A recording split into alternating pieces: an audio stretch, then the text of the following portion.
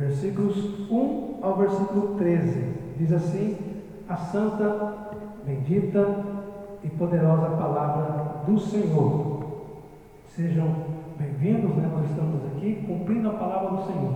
Jesus disse: quando 2 ou 3 pessoas estiverem reunidas em meu nome, eu estou presente. Quando ele disse isso, ele tinha motivos para dizer, para falar. Jesus nunca jogava uma palavra fora, sempre as suas palavras tinham propósito e motivação. Então ele disse: quando 2 ou 3 pessoas estiverem reunidas no seu nome, ele está ali, ele está aqui conosco, no nome de Jesus. Ouvi esta palavra, vós, vacas de Bazã, que estáis no monte de Samaria, que oprimes os pobres, e quebrantai os necessitados, que dizeis aos seus senhores: dai cá e bebamos. Jurou o Senhor Jeová pela sua santidade: que dias estão para vir sobre vós, em que vos levarão como anzóis, e a vossos descendentes como anzóis de pesca, e saireis pelas brechas um após outro, e vos lançareis para Hermon, diz o Senhor. Vinde a Betel e transgride, a Gilgal e multiplicai as transgressões, e cada manhã trazei os vossos sacrifícios, e de 3 em 3 dias os vossos dízimos, e ofereceis sacrifícios de louvores, que é levedado, e apregoai sacrifícios voluntários, e publicai-os, porque disso gostais, ó filhos de Israel, disse o Senhor Jeová. Por isso também vos dei limpeza de dentes em todas as vossas cidades, e falta de pão em todos os vossos lugares. Contudo, não vos convertestes a mim, disse o Senhor. Além disso, retive de vós a chuva, faltando ainda 3 meses para a ceifa, e fiz chover sobre uma cidade, sobre outra disse, sobre a cidade não fiz chover, e sobre um campo choveu, mas o outro, sobre o qual não choveu, se secou. E andaram errantes 2 ou 3 cidades, indo a outra cidade para beberem água, mas não se saciaram. Contudo, não vos convertestes a mim, disse o Senhor. Feri-vos com queimadura e com ferrugem, e multidão das vossas hortas, das vossas vinhas e das vossas figueiras e das vossas oliveiras foi comida pela locusta, contudo não vos convertestes a mim, disse o Senhor. Enviei a peste contra vós, a maneira do Egito, e os vossos jovens matei a espada, e os vossos cavalos deixei levar presos, e o fedor dos vossos exércitos fiz subir ao vosso nariz, contudo não vos convertestes a mim, disse o Senhor. Subverti-vos a vos entre vós, como Deus subverteu Sodoma e Gomorra, e vós fostes como um são arrebatado do incêndio, contudo não vos convertestes a mim, disse o Senhor. Portanto, assim te farei, ó Israel. E porque isso te farei, prepara-te, ó Israel, para te encontrar com o teu Deus. Porque é Ele que forma os montes, e cria o vento, e declara ao homem qual é o seu pensamento, o que faz da manhã trevas, e pisa os altos da terra. Senhor, o Deus dos exércitos, é o seu nome. Amém? Vamos orar? Pai, no nome de Jesus, nós nos encontramos na sua presença, nessa oportunidade, louvando a Ti, glorificando ao Senhor por todas as bênçãos sobre as nossas vidas. Obrigado, Senhor, pela grande oportunidade que o Senhor nos dá de estarmos juntos hoje, aqui no templo, para adorar e celebrar o Seu nome. A alegria do Senhor é a nossa força. A motivação de estarmos aqui, ó Pai, é a Sua bênção em nossas vidas. A motivação de estarmos aqui é a revelação da Sua palavra, é a inspiração do Senhor por nós e para nós. Por isso, Pai amado e maravilhoso, a Ti a honra, a Ti a glória, a Ti o louvor, a Ti a adoração. Estamos vivendo, meu Deus, um tempo de muita preocupação, muita incerteza, muita insegurança, onde ouvimos muitas coisas, onde ouvimos muitas palavras, mas muitas vezes, ou na maioria delas, produz mais confusão do que na verdade esclarecimento. Mas a Sua palavra, que é a verdade, a palavra do Senhor, ela permanece intacta. palavra do Senhor, ela não muda uma vírgula, nem um tio, nem um acento, nada da sua palavra muda, acrescentada ou diminuída, ela continua com o mesmo poder. E que nós possamos, Pai amado, como servos do Senhor, como homens e mulheres que entregou o coração para Ti, que permitiu que o Senhor entrasse em nossas vidas, que nós possamos viver em santidade, que nós possamos viver em alegria, em devoção ao Senhor, possamos estar aqui na Tua casa, nesta noite, celebrando o Senhor, celebrando ao nosso Deus, em nome de Jesus, amém e amém. Está assistindo depois da pregação no YouTube, você que está nos assistindo, nos acompanhando pelo Facebook, o pessoal que está nos acompanhando pela rádio web, mais ali em Ubiratã, que Deus abençoe a todos, em nome de Jesus. Então vamos continuar com a palavra do Senhor. Nós fizemos a leitura de Amós, capítulo 4, versículos 1 ao versículo 13. O destaque da mensagem para nós está no verso 12, que disse: portanto, assim te farei, ó Israel, e porque isso te farei, prepara-te, ó Israel, para encontrares com o seu Deus. Esse texto, ele remete à minha, não diria minha infância, mas o meu tempo de novo convertido, né? Naquele tempo que eu comecei a vir para a igreja e comecei a tomar gosto pela palavra e pelas liturgias do culto, pelas pregações. Então nós ficávamos procurando alguns textos, e esses textos eles eram sempre usados nas pregações. Então, De Castro Takayama, Napoleão Falcão, Gesiel Gomes e tantos outros. O Malafaia, na época, era menininho ainda. O Malafaia nesse tempo era bem pialho, não era muito conhecido. Esses eram mais conhecidos. Então eles tinham os sermões, e cada sermão eles tinham os versículos que usavam para pregação.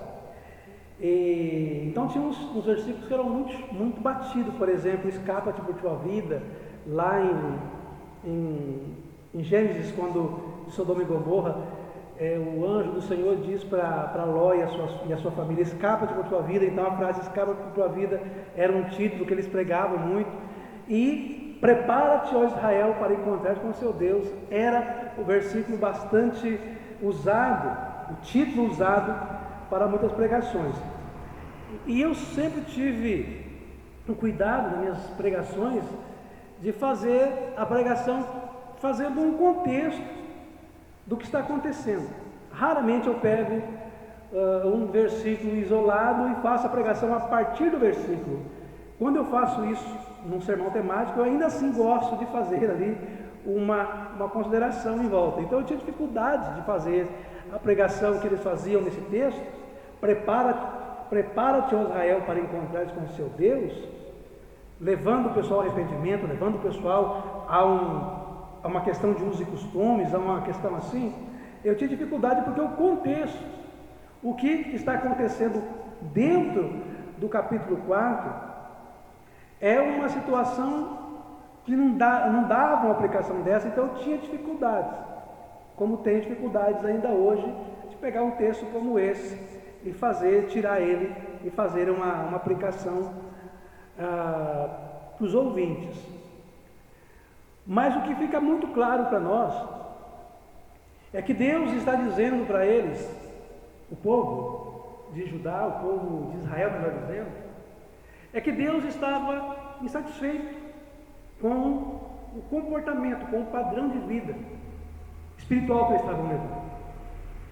Eles levavam uma vida espiritual religiosa muito mecânica. Eles levavam uma vida espiritual religiosa muito no automático. Ou seja, era algo repetitivo. Eles faziam por fazer. Eles realizavam as cerimônias por realizar. Eles tinham um rito religioso e praticavam esse rito religioso por obrigação, ou porque aprenderam, mas não havia neles uma paixão, não havia neles um desejo de fazer isso.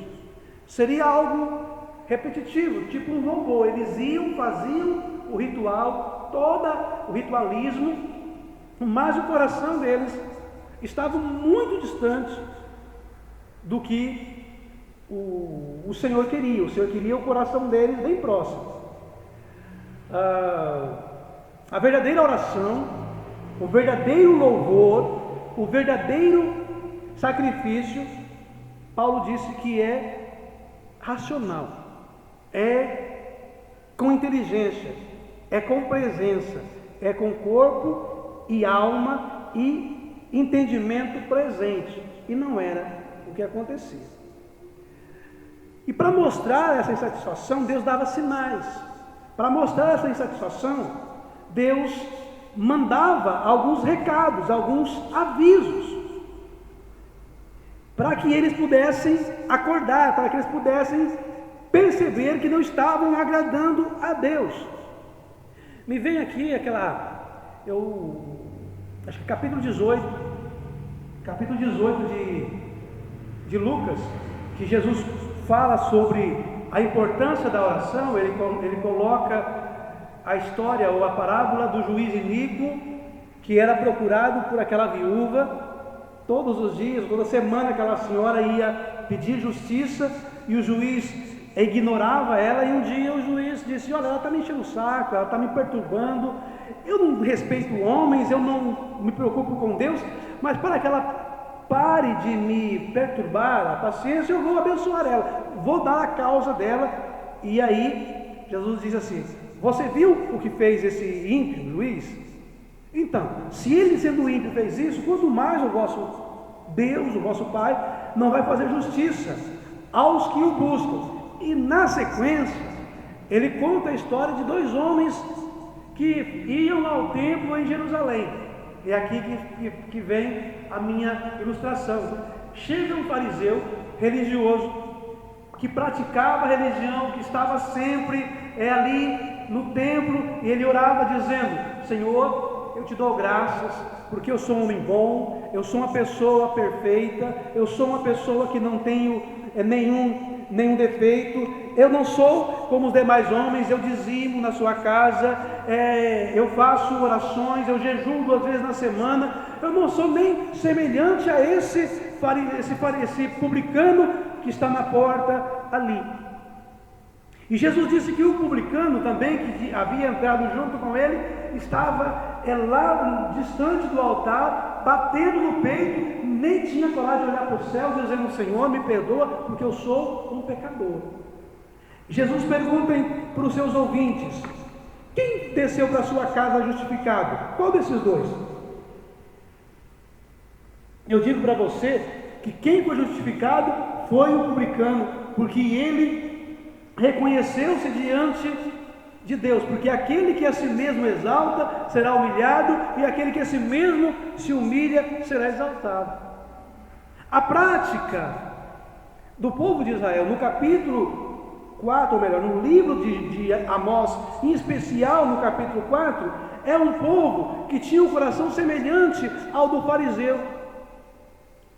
E Jesus, ou melhor, e Deus começa chamando aquelas pessoas, autoridades de vacas de Bazã, chamando eles de homens e mulheres arrogantes, soberbos, de que nada, absolutamente nada, iria adiantar eles ser daquele jeito, viver daquele jeito, porque Deus gostaria que eles tivessem humildade, quebrantassem o coração, e eles não faziam assim.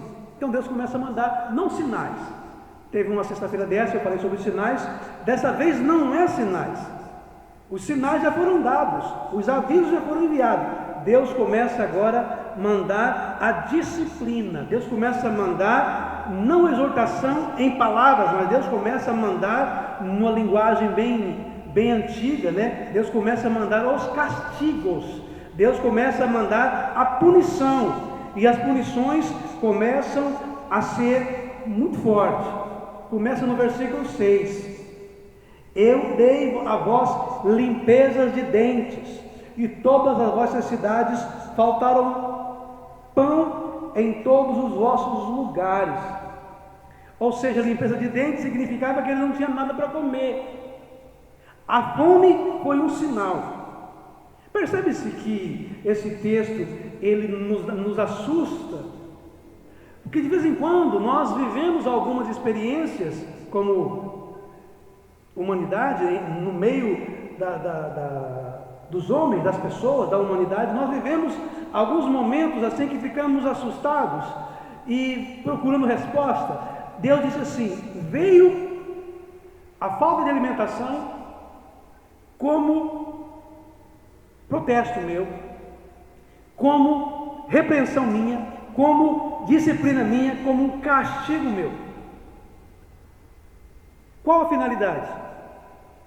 Que eles se arrependessem, que eles mudassem o coração. Mas o versículo 6 diz assim: contudo não vos convertestes a mim.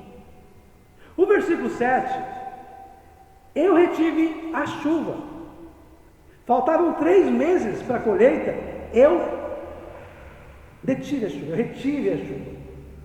E às vezes em uma cidade eu deixava chover e na outra cidade eu não deixava chover. E secou-se a terra. E vocês andaram errante de uma cidade para outra buscando água, porque vocês estavam com sede. E quando conseguiam um pouco d'água, não era suficiente. Versículo 8, que diz: contudo, vocês não se converteram ao Senhor. Contudo, vocês continuaram com o coração endurecido. Aí o versículo 9: eu feri vocês com queimadura, com ferrugem. A multidão das vossas hortas e das vossas vinhas, a plantação de uva, e das figueiras e das oliveiras, foi comida ou destruída pela locusta. Ou seja, todo o plantio, toda a plantação que vocês fizeram foram destruídas. E não se assustem, às vezes aqui a gente tenta, como diz os meninos, a gente fica tentando passar pano. Não, mas Deus não é mau assim, porque como Deus vai fazer uma coisa dessa e tal? Ele está dizendo: eu mandei que acontecesse isso. Versículo 9, a última parte: contudo, vocês não se converteram ao Senhor. Contudo, vocês não se converteram a mim, diz o Senhor. O versículo 10: eu enviei a peste. O coronavírus é uma peste. Eu enviei peste, da forma que eu mandei no Egito. Os jovens morreram, assassinados pela espada. O vosso rebanho, ou melhor, a vossa tropa de cavalo foram roubadas. Os seus exércitos morreram a ponto de você sentir o fedor do seu cadáver. Contudo, vocês não se converteram a mim, diz o Senhor. Subverti alguns entre vós, como Deus subverteu a Sodoma e Gomorra, e fostes como um tição arrebatado do fogo. Contudo, não convertestes a mim, disse o Senhor. Meu Deus, o coração do homem é muito duro. O coração do ser humano é um coração muito duro. E Deus não tem compromisso com ninguém a não ser com a sua palavra. Achar que às vezes ele é duro demais, achar que ele é injusto, é chover no molhado. Deus, ele é Deus, né? Nós aprendemos na teologia que ele é soberano, né?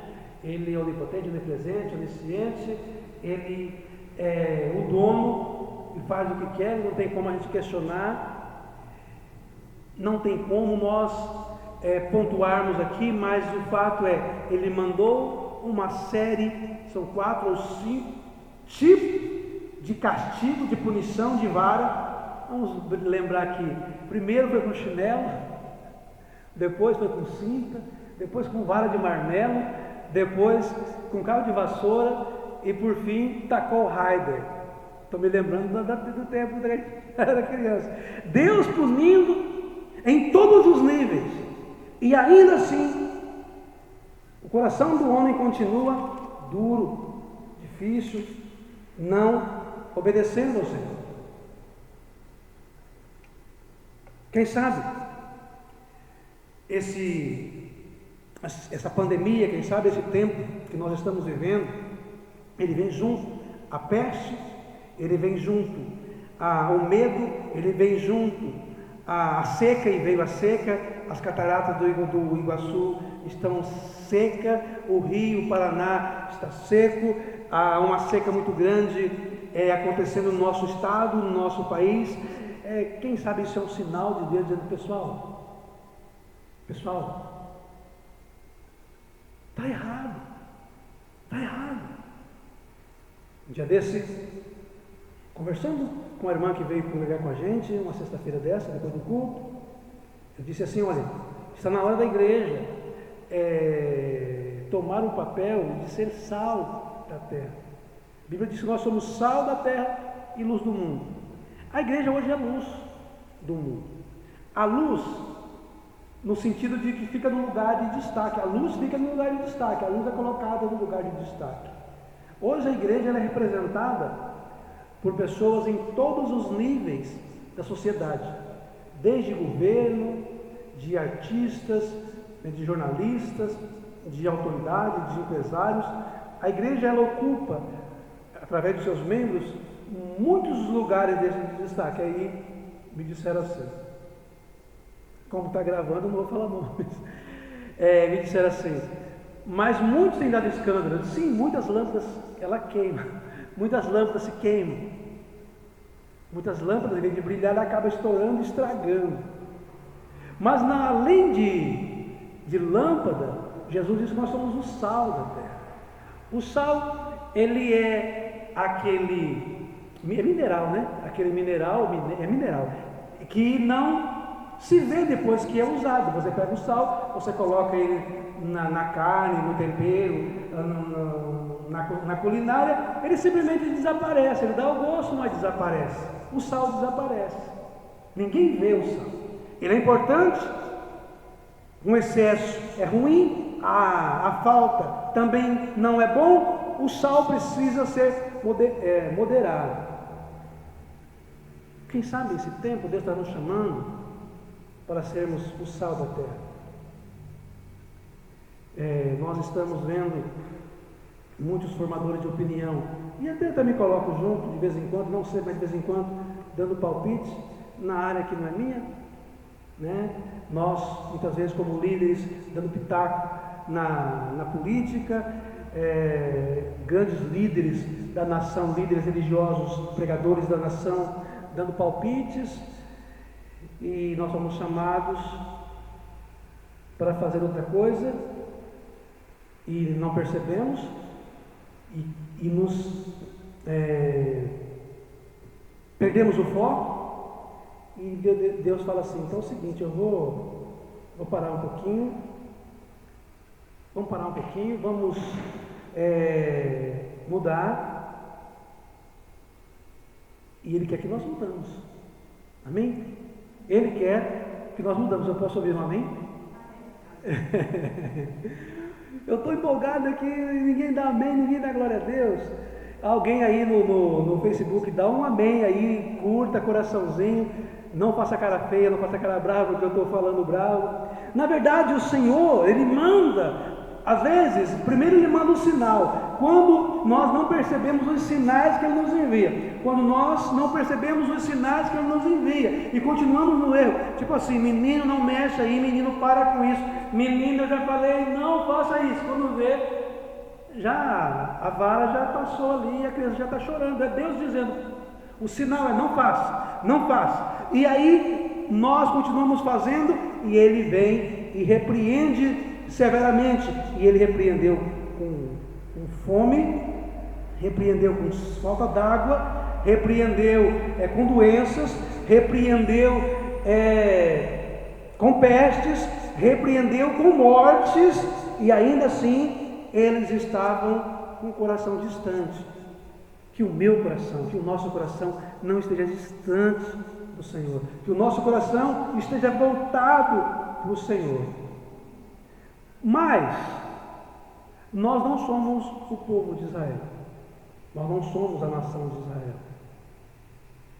Aqui o Senhor está dizendo no versículo 12, é o versículo chave: prepara-te para encontrares com o teu Deus. Prepare-te para encontrar-se com o Senhor. Puxa vida. Então vamos nos preparar. É tempo de nós nos preparar. Na oração, no conhecimento da palavra, na leitura. Pastor, eu não conheço, é ruim ler a Bíblia. Eu sei que é. Eu sei que é.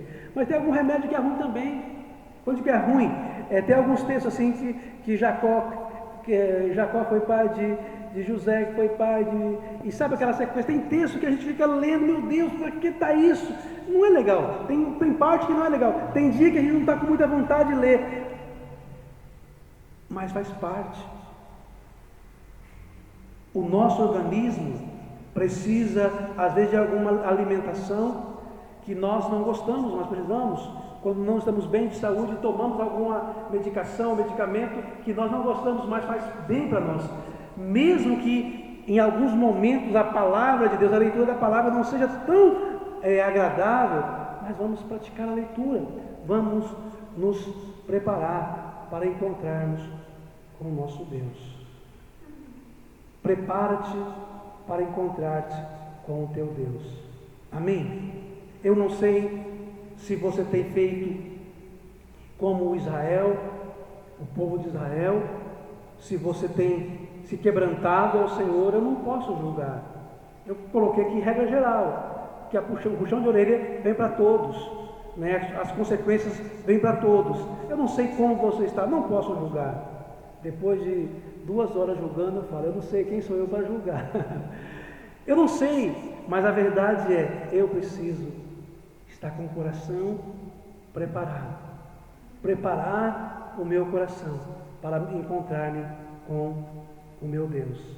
Se você pudesse colocar em pé, se você puder fechar os olhos e fazer assim uma análise. Eu estou obedecendo? Eu não estou entendendo? Está difícil? Como está? Pai, em nome de Jesus, nós nos encontramos na sua presença nesta noite, gratos ao Senhor pelo privilégio de estar aqui. Eu entendi o seu chamado. Nós temos entendido o seu chamado. Quando o Senhor envia um sinal, quando o Senhor envia uma disciplina, nós entendemos, nós temos compreendido perfeitamente. E que todos possam entender, que mesmo daqueles que não te conhecem como Senhor e Salvador, aqueles que ainda não tiveram o brilho do Evangelho nos seus olhos, eles possam, num dia como hoje, receber do Senhor e ser abençoados. Um dia como hoje, serem ministrados pelo poder, pela presença do Senhor. Um dia como hoje, encontrar a salvação do Senhor. Um dia como hoje, receber a sua direção. Pai, eu abençoo esses irmãos que vieram ao templo. Vieram aqui, ó Pai, entendendo que é tempo de buscar o Senhor, tempo de estar na presença do Senhor, não se importando, meu Deus, com as circunstâncias, confiando no Senhor, no milagre do Senhor.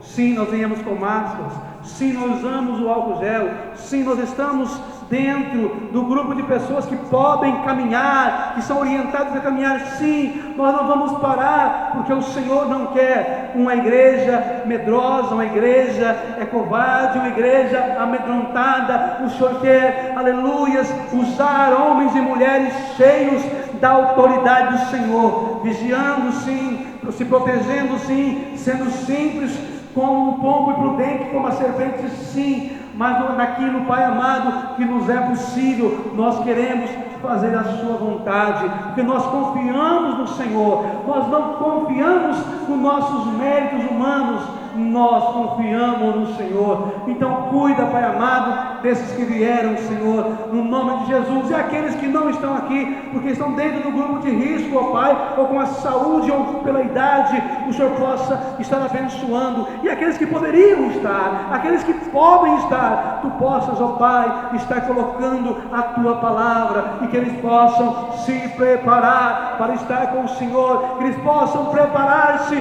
para encontrar com o seu Deus, que eles possam preparar-se para fazer a grande obra do Senhor.